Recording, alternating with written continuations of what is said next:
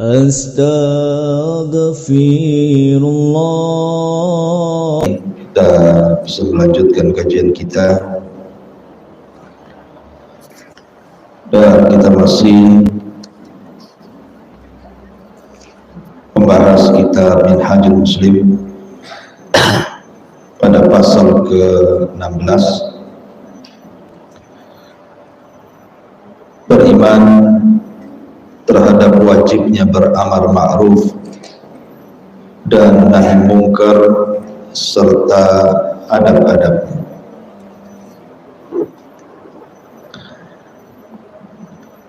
Di dalam Al-Quranul Karim, Allah Subhanahu wa ta'ala berfirman, kuntum khairu ummah ukhrijat lin-nasi ta'muruna bil ma'rufi wa tanhauna 'anil munkari wa tu'minuna billah. Kalian adalah umat terbaik yang dikeluarkan untuk manusia, menyuruh kepada yang ma'ruf dan mencegah dari yang munkar, serta beriman kepada Allah Subhanahu wa ta'ala. Ayat ini adalah ayat yang mendasari tentang pentingnya al-amru bil ma'ruf wa nahyu 'anil munkar. Dan itulah yang menjadikan perbedaan antara umat Islam dengan umat-umat yang lainnya. Terbedakannya umat Islam dengan umat yang lainnya, umat Islam ini adalah umat yang tidak membiarkan kemungkaran dan senantiasa mengajak manusia kepada kebaikan. Dan itu banyak dalam Al-Quranul Karim tentang perintah demikian. Di sini sebutkan dalam surah Al-Imran ayat 104, wal takum minkum ummatun yad'una ilal khair wa ya'muruna bil ma'ruf wa yanhauna 'anil munkari wa ulaika humul muflihun. Dan hendaklah ada di antara kalian orang-orang yang beriman, sekelompok umat yang menyuruh kepada kebaikan dan mencegah dari yang mungkar. Kemudian juga Allah Subhanahu wa ta'ala berfirman dalam surah Al-Hajj 41, alladzina in makkannahum fil ardi wa aqamus salata wa atuz zakata wa amaru bil ma'rufi wa nahaw 'anil munkar, yaitu orang-orang yang jika kami teguhkan kedudukan mereka di permukaan bumi, niscaya mereka menegakkan salat, menunaikan zakat, dan mengajak manusia kepada yang ma'ruf dan mencegah dari yang munkar. Dan begitu juga dalam surah At-Taubah 371, kemudian juga surah Luqman 17 menceritakan tentang nasihat Luqman Al-Hakim kepada putranya. Dan Luqman Al-Hakim itu seorang budak, tetapi Allah Subhanahu wa ta'ala memuliakan bukan karena orang itu merdeka, karena budak juga bisa jadi mulia. Tentu yang membedakan kemuliaan itu bukan permasalahan merdeka atau perbudakan, tidak, tetapi ketakwaan dia kepada Allah Azza wa Jalla.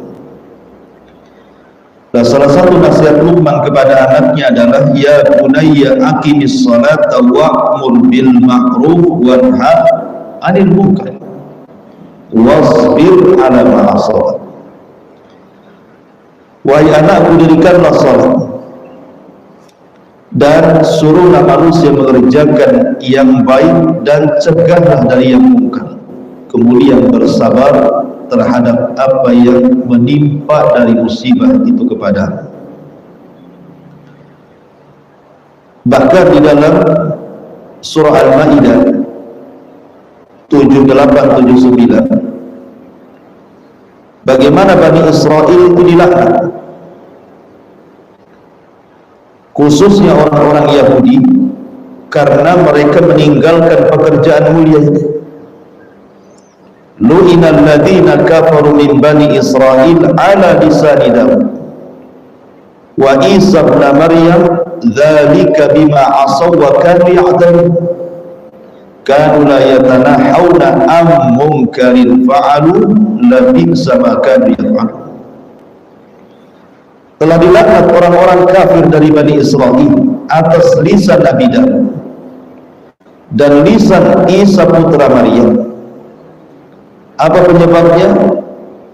Karena mereka durhaka dan selalu melampaui batas.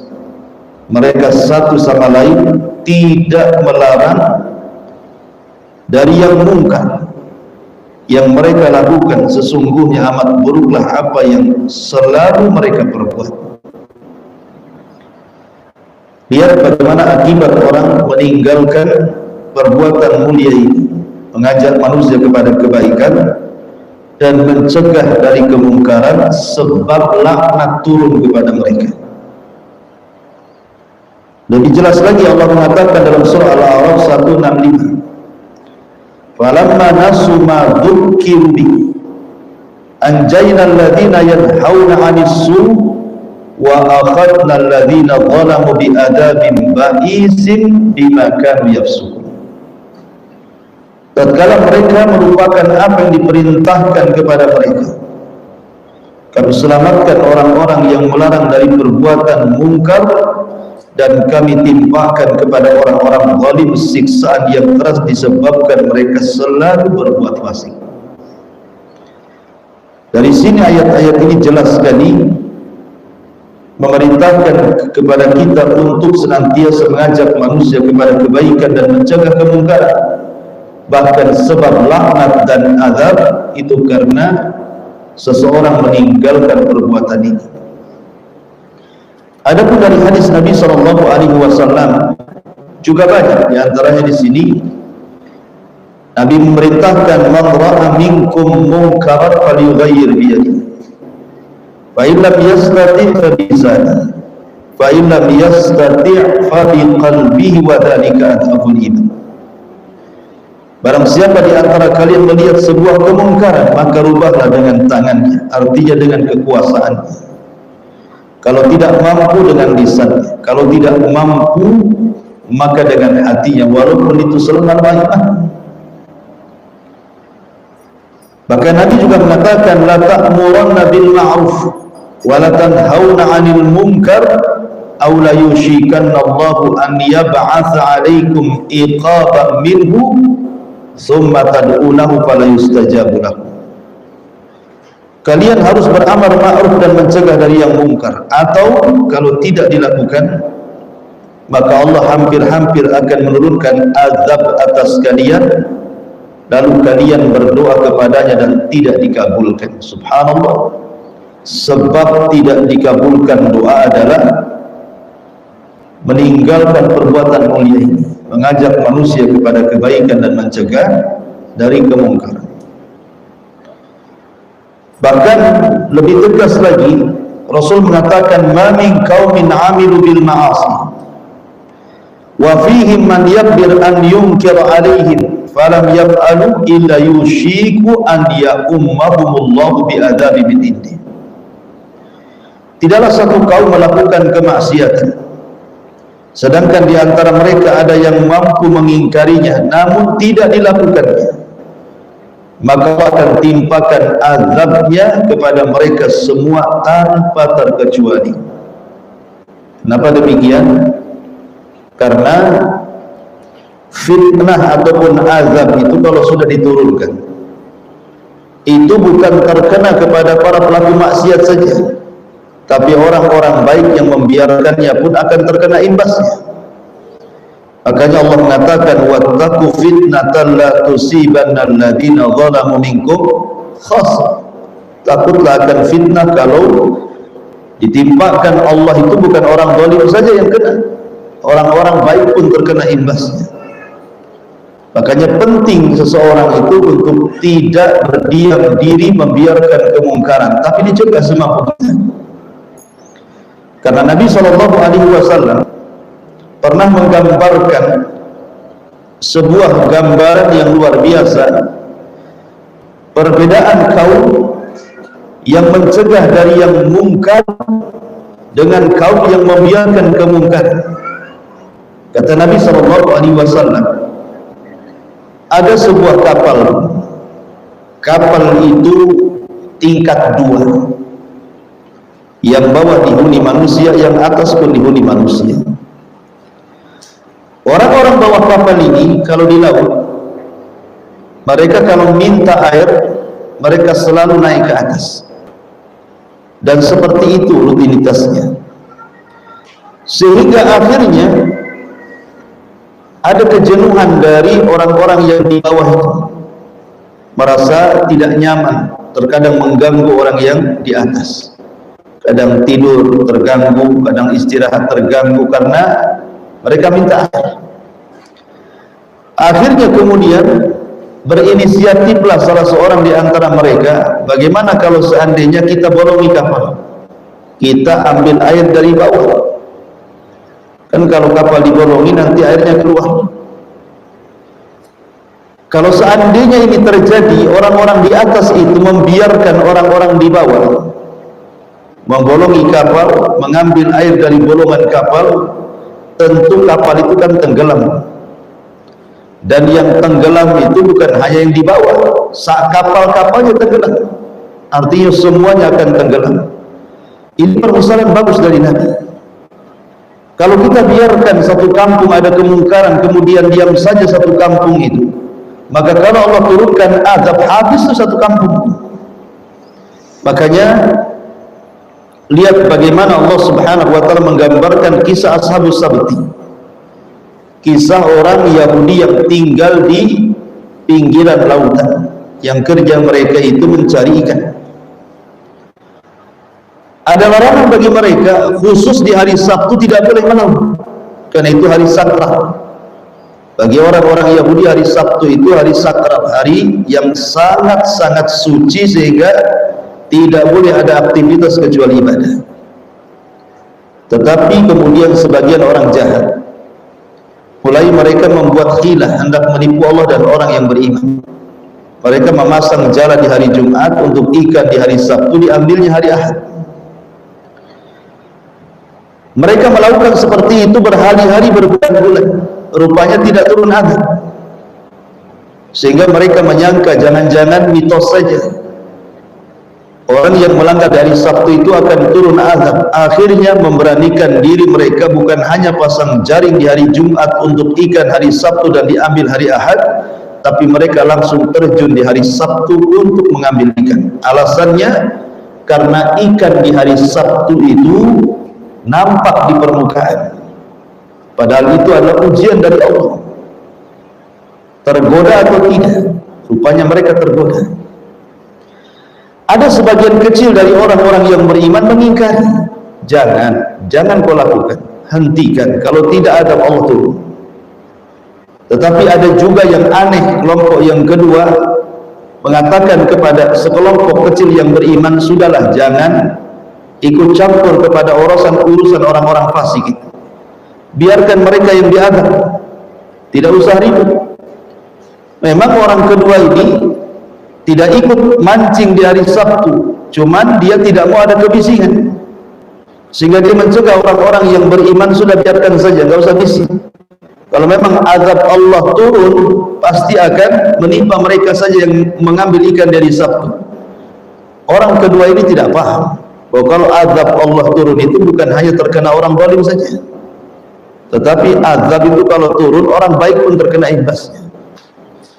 Maka orang-orang yang beriman yang tidak mau terkena imbasnya, kalau seandainya turun azab, mereka pun menyingkir dari desa itu. Kemudian mereka membuat pagar tinggi supaya dipisahkan antara mereka dengan orang-orang yang mencegah mereka dan orang-orang yang mengambil ikan dari Sabtu. Berjalanlah waktu demi waktu, hari, bulan, tahun, sampai suatu hari rupanya sudah tidak ada lagi suara hiruk pikuk, ketawa ketiwi, jual beli. Tiba-tiba senyap saja. Orang-orang yang beriman di balik tembok ini kan temboknya tinggi, tidak bisa melihat. Penasaran kenapa orang-orang itu biasanya ramai, habis dari laut mereka ramai gitu kan. Rupanya senyap, sepi. Tiba-tiba kemudian mulailah di antara mereka mengambil tangga, kemudian naik ke atas pagar, dilihatnya rupanya tidak ada manusia. Kemudian ditunggu beberapa waktu juga tidak ada manusia. Akhirnya cobalah mereka keluar dari tembok itu, rupanya memang tidak ada manusia karena sudah berubah menjadi kera-kera yang dihinakan dan sebagainya menjadi babi. Lihat bagaimana Allah Subhanahu wa taala mengirim azab. Allah turunkan kepada mereka azab karena mereka tidak mau untuk dicegah dari kemungkaran. Jangan sampai kemudian nasib orang ini demikian, tidak mau dinasihati, kemudian degil, terus saja bermaksiat, akhirnya Allah turunkan azab kepadanya. Makanya kenapa Nabi SAW sangat-sangat menekan tentang urusan yang ini, mengajak manusia kepada kebaikan dan mencegah kemungkaran karena dampaknya dahsyat. Ma'asyiral muslimat yang dimuliakan Allah Subhanahu wa taala, tentu yang perlu kita ketahui adalah ada adab-adab, karena kan al-amru bil ma'ruf wan nahyu 'anil munkar ini bagian daripada nasihat. Artinya ada etika-etika, ada adab-adab yang harus dilakukan. Apa saja adab-adab, baik kepada orang yang akan mencegah dari yang mungkar dan mengajak manusia kebaikan, kepada kebaikan, ataupun kepada orang yang diberikan nasihat. Dua-duanya ada adab. Ya. Yang harus dipahami bahwa ketika ibu berusaha untuk mengajak manusia kepada kebaikan dan mencegah kemungkaran, niat ibu itu adalah ikhlas karena Allah. Jadi memang ingin mencari kebaikan, bukan karena ibu merasa bersih dan dia kotor. Ibu merasa ahli ibadah dan dia ahli maksiat. Ibu merasa bahwa ibu itu tidak punya kesalahan dan orang itu banyak kesalahan. Bukan itu. Jangan ada niat seperti itu dalam memberikan nasihat kepada orang. Tetapi ketika ibu hendak memberikan nasihat itu terdorong karena sayang, terdorong karena cinta, terdorong karena kasih sayang dan kasihan kepada orang. Jangan sampai orang itu terus di atas kemaksiatan. Itu yang harus ditanamkan bagi orang yang hendak memberikan nasihat.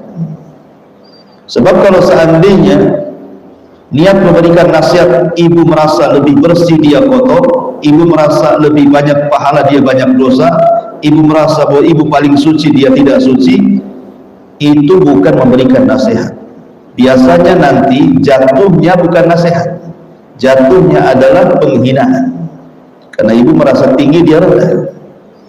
Dibedakan menghina dengan memberikan nasihat.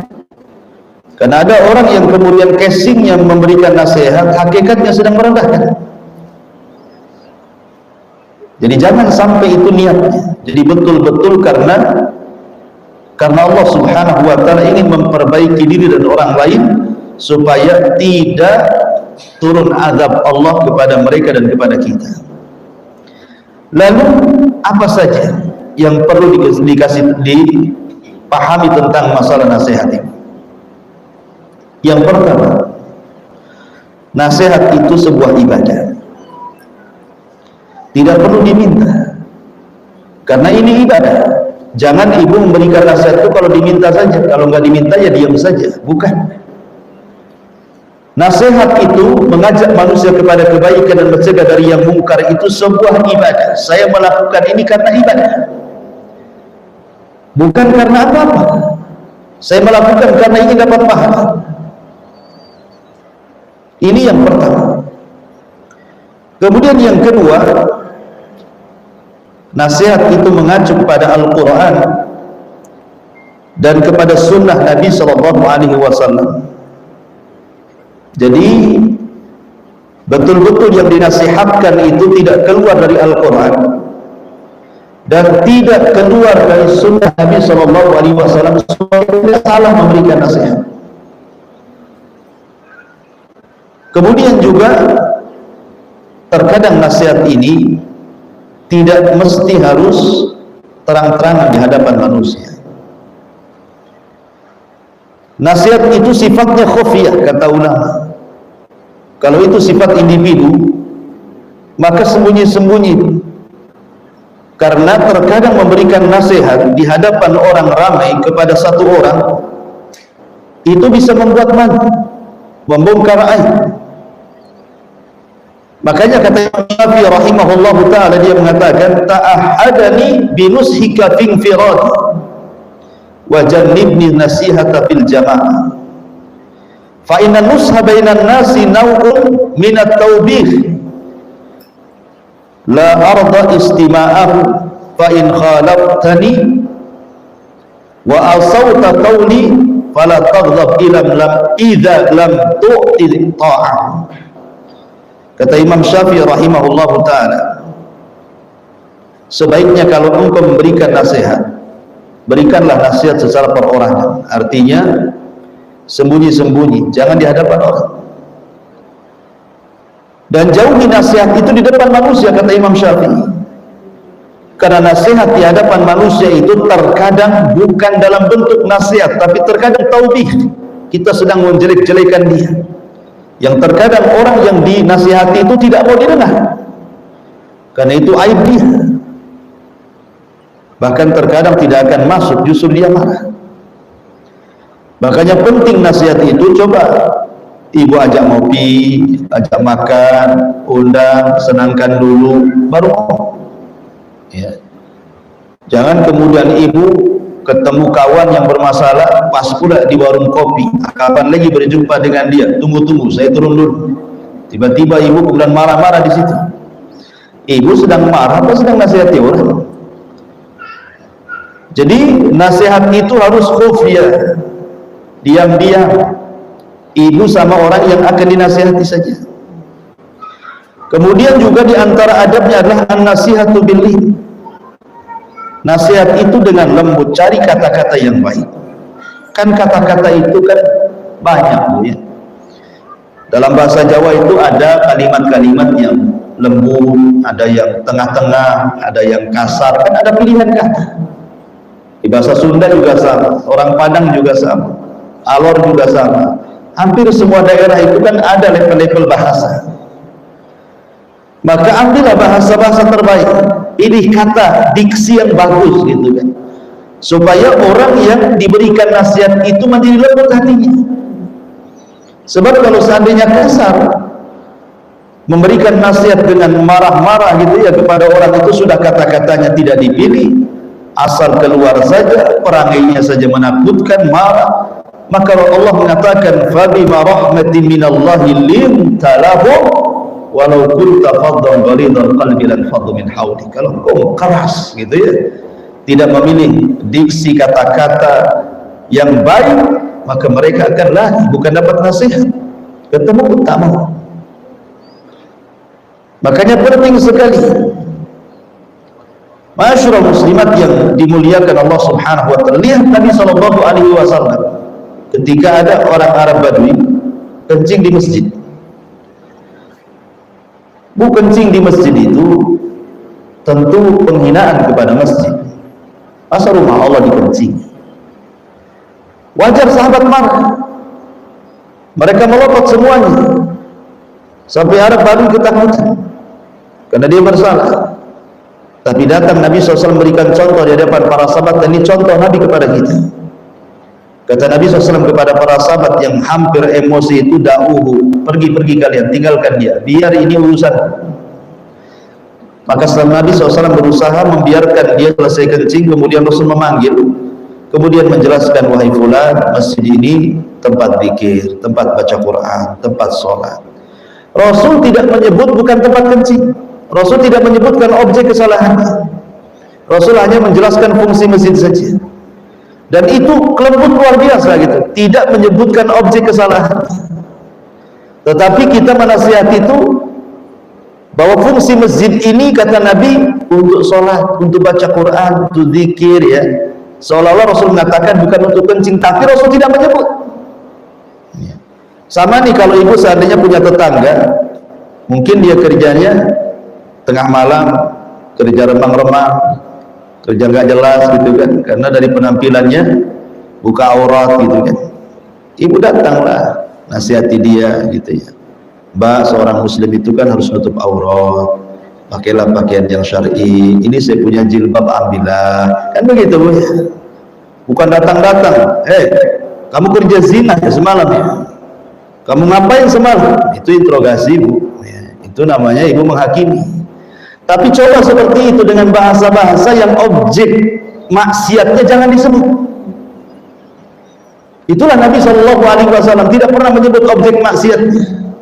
Tapi Nabi menasihati yang lain supaya dia paham bahwa Rasul itu menasihati ke arah situ gitu ya. Nah itu tentu dengan bahasa-bahasa yang luar biasa. Karena begini, terkadang ada orang yang nasihati itu mungkin kata-kata tidak kurang lah, kalau merangkai sih tidak. Mungkin dia tidak pandai ngomong, mungkin dia kurang bahan bicara. Tapi karena keikhlasan ibu ingin menasihati orang itu, terkadang itu lebih berpengaruh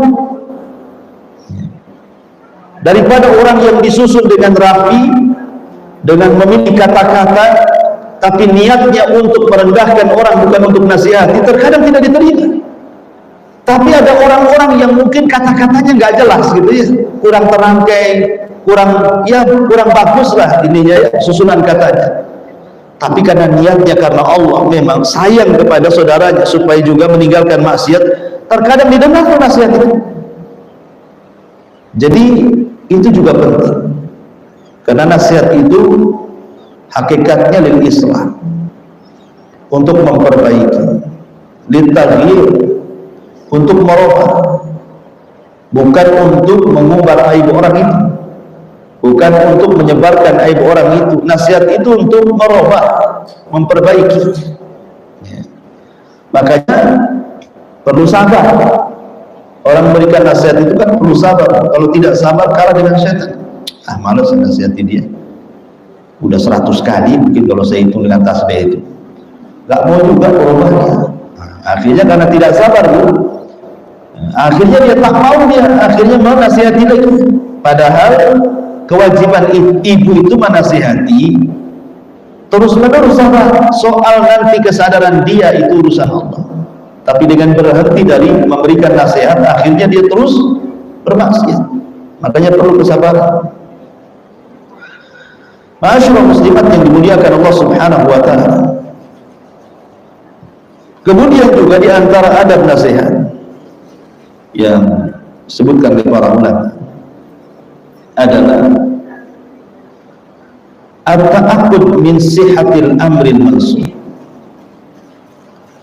Jadi ketika ibu hendak memberikan nasihat, ibu tabayun dulu, harus tabayun. Namanya gini ya, ada kawan ibu ngasih tahu, oh itu si Anu begini, bisa nggak nasihati dia?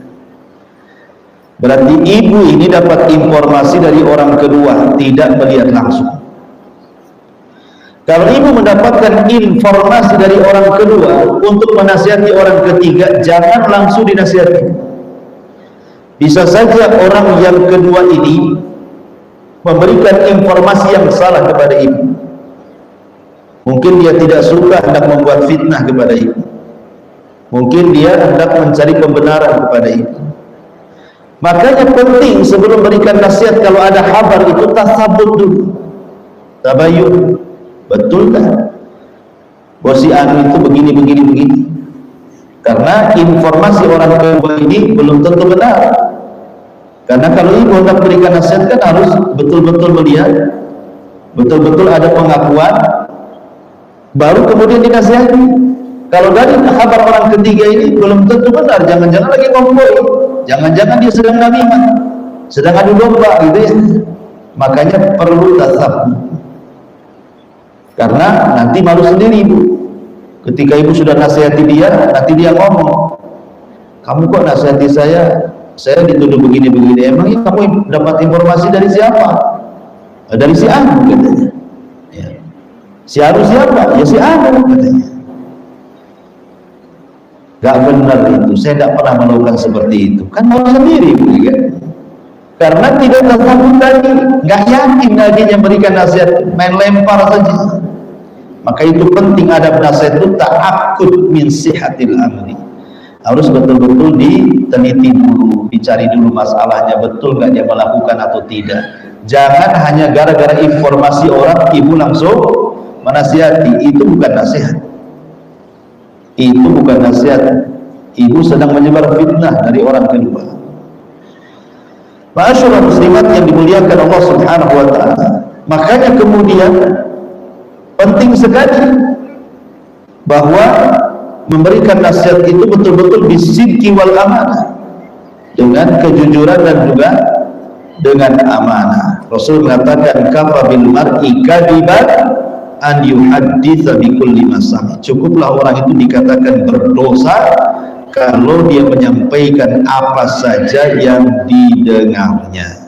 Disaring, tidak semua yang kita dengar, tidak semua yang kita dengar itu sahih. Ya, jadi betul-betul tasabbut dan tabayun kepada orang yang dinasihati. Kemudian juga di antara adab nasihat itu ikhtiyarul waqtil munasib wal makanil munasib lin nasihat. Coba pilih waktu yang tepat, tempat yang tepat, karena manusia itu, kata ulama, ada waktu iqbal, ada waktu idbar. Ada waktu iqbal, hati itu menerima nasihat. Ada waktu idbar, hati itu menolak nasihat. Kadang orang lagi senang, lagi tenang, orang ngomong apa saja dia tidak marah. Kadang orang lagi rusak, banyak masalah, utang numpuk, masalah dengan keluarga, anak-anak nakal, tetangga ngomel, tiba-tiba datang nasihat, nggak akan diterima. Udah banyak masalah, ibu pula nambah masalah. Maka ada waktu-waktunya, ya. Coba lihat waktu yang tepat, apalagi menasihati kerabat, menasihati orang dekat. Pilih waktu. Kapan waktu senggang dia, waktu enak dia, nah kita datang, ngomong baik-baik gitu ya. Kalau perlu tempatnya yang enak, ajak ke restoran mana gitu. Ustaz gak punya duit, warung kopi jadilah Bu. Yang penting kan senang, atau ke taman mana ya, yang penting otaknya agak encer, aja ke pantai, ngobrol-ngobrol gitu ya, sambil ngalor ngidul akhirnya nembak di situ ya. Jadi terkadang perlu yang seperti ini, karena manusia itu ada waktu-waktu foto, ada waktu-waktu senang, ada waktu-waktu senang, ada waktu susah, ada waktu sedih, ada waktu bahagia. Lah karena hati manusia itu berubah-ubah, maka kenapa di antara adab nasihat itu kan memilih waktu dan juga memilih tempat, karena itu sangat berpengaruh kepada orang yang akan dinasihati ya. Kemudian juga di antara adab nasihat itu adalah izharul hub wal wud lil mansuhi qabla al bad'i bin nasihat. Ibu tampakkan senang dulu, tampakkan di hadapan orang yang akan ibu nasihati itu seolah-olah ibu itu memang sayang dengan dia, cinta dengan dia, senang dengan dia ya. Tampakkan itu supaya orang yang dinasihati senang. Ini ibu mau nasihati, muka udah pasang kayak setan, merah, molotov, udah dirangkai kata-katanya. Ibu lagi ngapain? Ibu lagi jadi debt collector. Jadi nampakkan senang dulu, sumringah dulu, bahwa memang saya datang itu untuk nasihati. Karena dengan menampakkan kecintaan kita kepada orang yang akan dinasihati, menampakkan kasih sayang kita kepada orang yang akan nasihati, belum ngomong saja sudah terpengaruh orang itu. Ibu belum ngomong tuh, orang itu sudah terpengaruh. Tapi kalau tidak ditampakkan rasa itu, Bu, udah ngomong 1 jam saja ibu ditinggal mungkin sama orang itu. Makanya penting ya dalam adab nasihat itu, tampakkan cinta sayang kepada orang yang akan dinasihati. Masyaallah muslimat yang dimuliakan, dan itu dicontohkan oleh Nabi SAW kepada siapa? Kepada Mu'adz ibn Jabal. Sebelum Nabi SAW menasihati Mu'adz, apa kata Rasul? Ya Mu'adz, inni uhibbukum fillah. Ya Mu'adz, inni uhibbuk, saya cinta kepadamu. Baik, dan Rasul mengatakan seperti itu kepada Mu'adz. Dia Nabi ya. Ya Mu'adz, saya suka kepadamu karena Allah, saya senang. Nah, jadi ibu juga gitu pada saat kawannya, gini, saya itu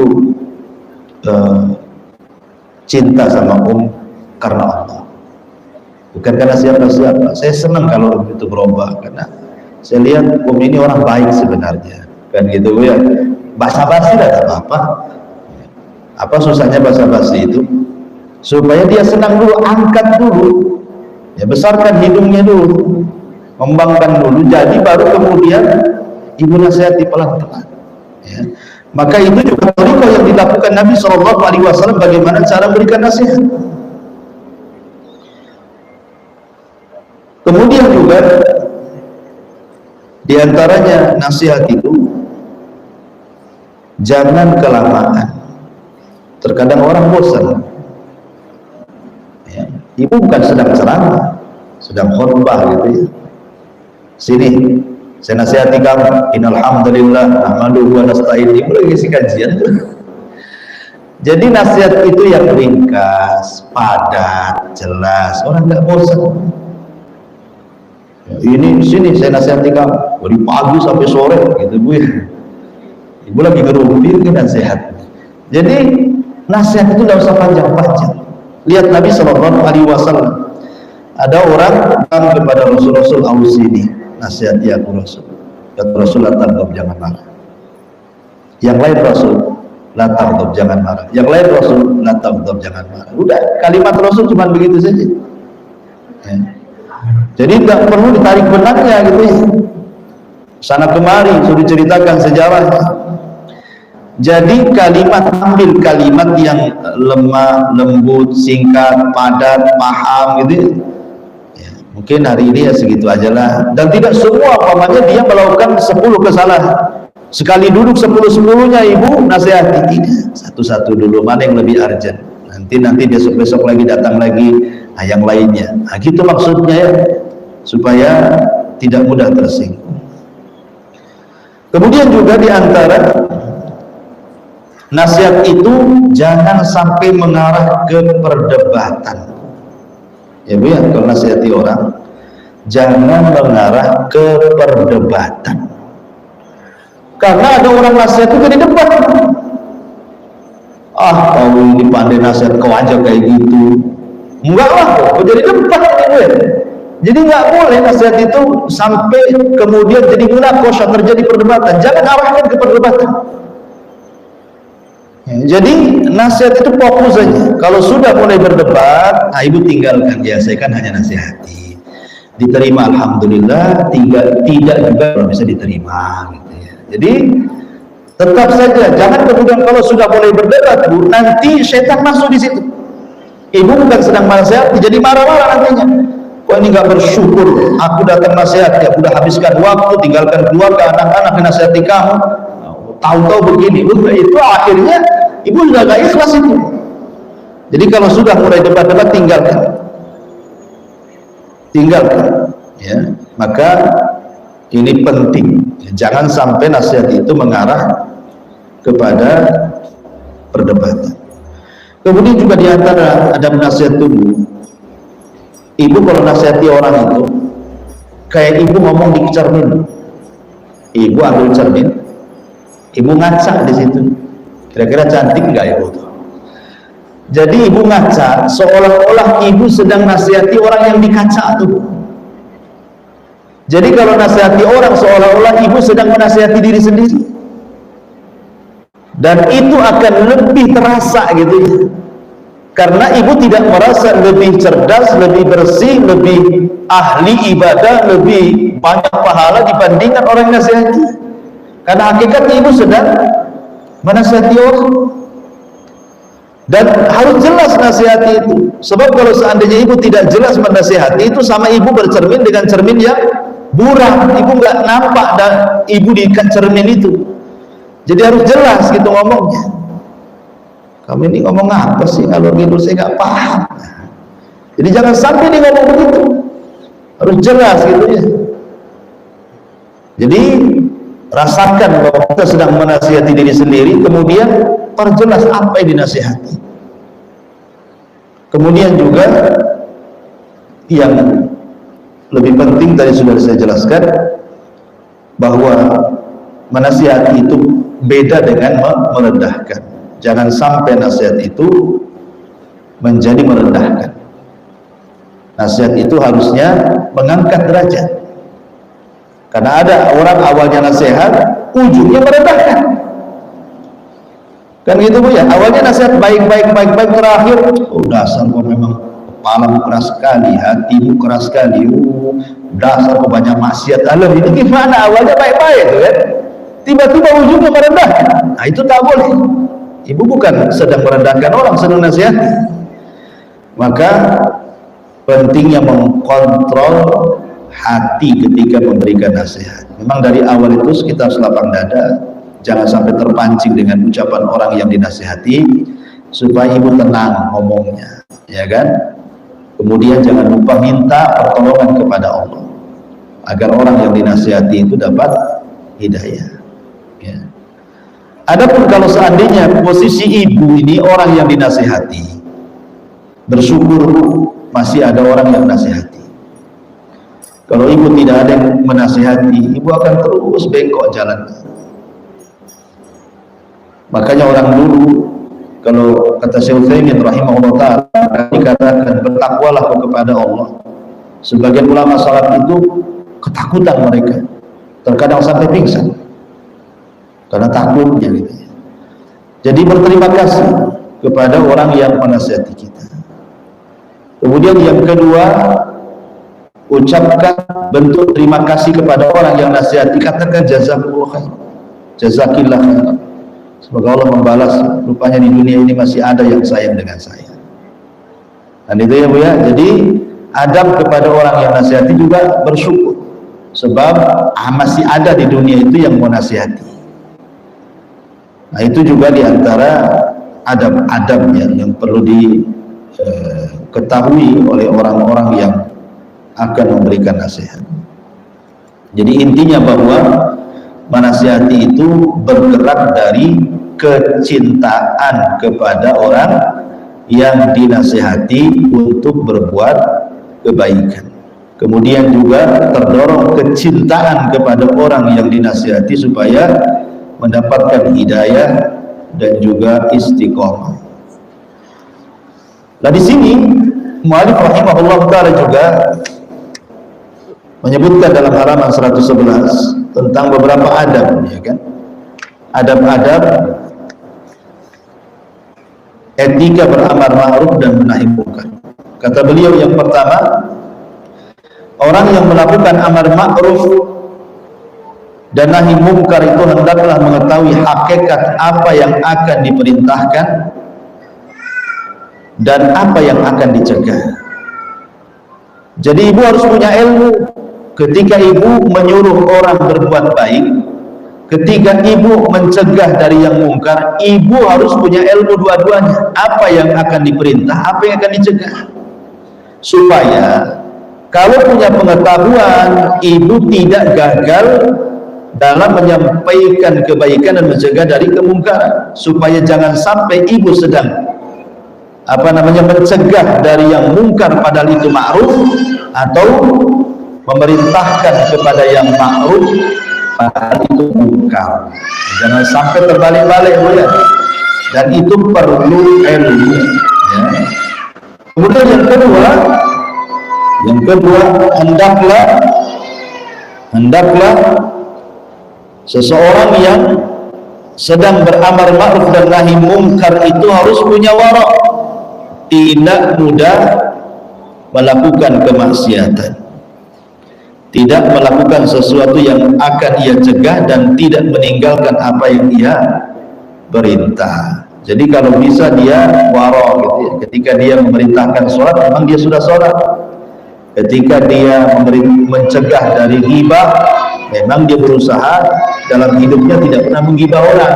Nah, itu jadi wara gitu ya. Kemudian yang ketiga, hendaklah dia berbudi pekerti luhur, berakhlak mulia, penyantun, memerintahkan dengan penuh sikap rasa sayang, dan begitu seterusnya. Dan tadi sudah saya jelaskan. Jadi mencegah dari yang mungkar, memerintahkan kepada yang baik itu terdorong karena sayang kepada orang yang akan dinasihati itu. Kemudian yang nomor 4, hendaklah tidak mengenali kemungkaran yang ada dengan cara memata-matai. Jadi ibu kalau hendak mencegah kemungkaran, jangan ibu jadi jasus. Ya, jadi jasus. Umpamanya ibu mau nasihati tetangga, ada orang bilang itu tetangga ibu itu masalah. Iya ya, coba nanti saya selidiki dulu, kan itu ya. Ibu ada hak menyelidiki orang. Sampai kemudian mobilnya ibu taruh GPS. Nah itu mobil tetangga, ibu taruh GPS pula, supaya tahu kemana Ustaz. Nah, nggak ada hak. Ya, jangan sampai tajasus, memata-matai tidak boleh. Justru kita tetap menjaga aib seorang muslim di hadapan manusia. Man satara musliman satarahullahu yaumal qiyamah.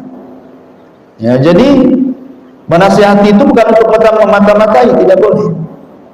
Kemudian yang nomor 5, sebelum memerintahkan orang yang akan diperintah, hendaknya terlebih dahulu dikenalkan kepadanya yang ma'ruf. Sebab boleh jadi ia meninggalkannya karena tidak mengetahui bahwa ia tinggalkan itu adalah merupakan yang ma'ruf. Ya tadi diajarkan dulu, diajarkan ilmu dulu, jangan langsung dicegah. Ya, contoh umpamanya ada tetangga berbuat bid'ah umpamanya, kan datang ibu ke tetangga, ya, maaf bu, saya kok ibu suka melakukan seperti ini, ada dalilnya enggak bu ya? Kalau saya ada, saya pengen ikutlah, kan gitu ya. Nah, supaya jangan salah. Contoh mamanya ada orang yang ketika baca Quran Shadaqallahul Azim, mungkin ibu mengatakan oh nggak ada itu Shadaqallahul Azim itu kan, langsung dicegah, kok ngomong apa, nggak ada di Quran itu. Karena ternyata setelah dijelaskan, Rasul pun pernah mengucapkan Shadaqallahul Azim setelah baca Quran kan. Sebagaimana hadis Nabi SAW ketika menggendong Hasan dan Husain, dia mengatakan Shadaqallahul Azim, innama amwalukum wa auladukum fitnah. Boleh sekali-kali mengucapkan shadaqallahul azim. Jadi harus paham, jangan main apa namanya cegah saja dari kemungkaran sementara dia tidak punya ilmunya. Akhirnya malu sendiri akhirnya. Kemudian juga hendaklah menyuruh, memerintahkan dan mencegah dengan cara yang baik.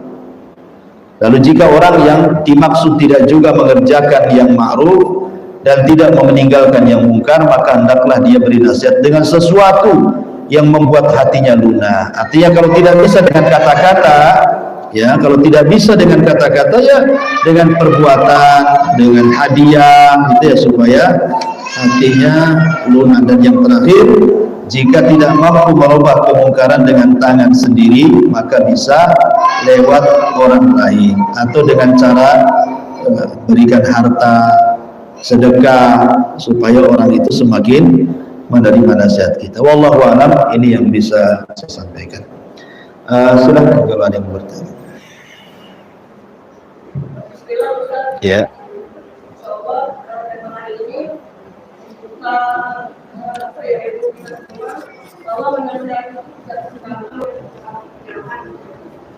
Ilmu yang sedikit kalau kita ingin menasihati orang biasa, apalagi keluarga biasa.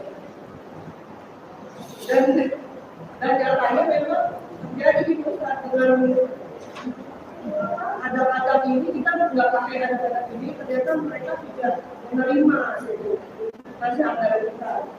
Apakah kita terus menasihati atau seperti Yudha dalam bahasa Allah gitu, Iya, tetap tuh harus menasihati. Ya kalau dulu-dulunya karena tidak punya ilmu, kemudian main hantam, main bicara, karena tidak sabar pengen berubah dengan cepat pada hidayah milik Allah kan itu. Nah setelah punya ilmu kan makin ngaji kan otomatis kita paham caranya. Bahwa nasihat itu tidak mesti dengan lisan. Ya nasihat itu mungkin dengan hadiah, dengan pendekatan akhlak, dan tidak harus spontanitas hari itu kita nasihati, hari itu berubah kan tidak bisa juga. Karena hidayah itu kan milik Allah. Terkadang ada yang diuji, seperti Rasul juga pernah diuji. Pamannya Abu Thalib dinasihati sampai meninggal dia tidak masuk Islam. Yaitu hidayah milik Allah. Tapi minimal tugas kita sudah selesai. Tugas kita adalah menyampaikan kebenaran dengan etika-etika yang diajarkan dalam agama. Jangan sampai berhenti terus nasihat. Ya, tapi mungkin ya waktunya mungkin kalau terlalu sering mungkin bosan, akhirnya marah, takutnya terputus silaturahim. Ya sekali-kali. Ya. Wallahu a'lam. Baik Ustaz, apabila kita tahu atau melihat di keluarga atau di sekeliling kita melakukan amalan yang tidak dicontohkan dan kita tidak mencegah atau memberitahu bahwa itu tidak ada contohnya dari Nabi, apakah kita berdosa? Iya. Dalam Al-Quran Allah mengatakan ku anfusakum wa ahlikum nar. Jagalah diri kalian dan keluarga kalian dari api neraka. Menunjukkan bahwa pertama kali dakwah itu kepada siapa? Kepada keluarga kan, sebelum kepada orang lain. Maka ibu harus mencegah, jangan sampai kemudian ada di antara keluarga kita terus melakukan seperti itu sampai wafat. Apa ibu nggak kasihan? Ibu punya adik sekandung masih melakukan perbuatan yang tidak dicontohkan sampai wafat. Apa ibu nggak punya kasihan gitu ya? Padahal itu saudara sendiri. Jadi makanya tadi saya dari awal di antara adab nasihat terdorong karena kasih sayang. Terdorong karena kasih sayang. Oleh karena itulah maka sudah sebaiknya selayaknya ibu cegah. Apakah berdosa? Iya, ibu bisa berdosa kalau membiarkan. Minimalnya ibu sudah menyampaikan walaupun sekali dua kali. Supaya kewajiban ibu sudah terlaksanakan. Karena boleh jadi dia melakukan seperti itu karena belum ada yang nasihati. Ya. Kalau ibu tidak sanggup memberikan nasihat kan sekarang sudah ada YouTube, kirim sajalah YouTube di grup keluarga kan artikel-artikel kan ibu ya, mereka baca, mereka mendengar. Allah. Bismillah Ustaz, bagaimana etika ketika berbeda pandangan terhadap pasangan dalam memahami manhaj sehingga terkadang berselisih dalam hal-hal furu'? Kalau hal furu' ngapain diperselisihkan? Kalau masalah furu' ya, masalah cabang. Kalau masalah cabang itu al-amru fihi wasi', perkaranya luas. Kalau masalah khilaf ulama. Tapi kalau seandainya khilafnya sudah bukan cabang lagi, tetapi memang masdarnya, masdar akidah, masdar manhaj gitu ya, maka usahakan untuk sabar. Dan ajak terus suami itu supaya mulai belajar lagi ya. Dan bagaimana posisi seorang istri ya, lihat dia kesalahannya fatal atau tidak suami. Kalau sampai kemudian kepada menjerumuskan kepada kesyirikan yang Allah tidak akan ampuni gitu ya, umpamanya suaminya sudah suka datang ke dukun, suka nyimpan jimat, itu kan sudah menyimpang. Ya, ibu terus nasihati, janganlah bang, baiklah jimat-jimat ini.